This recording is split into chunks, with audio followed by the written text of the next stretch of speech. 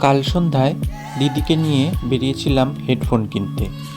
দোকানে ঢুকতেই চোখে পড়ল সারি সারি ঝকঝকে হেডফোন, নানা রং, নানা ব্র্যান্ড, আর প্রত্যেকটা আলাদা আলাদা ডিজাইন।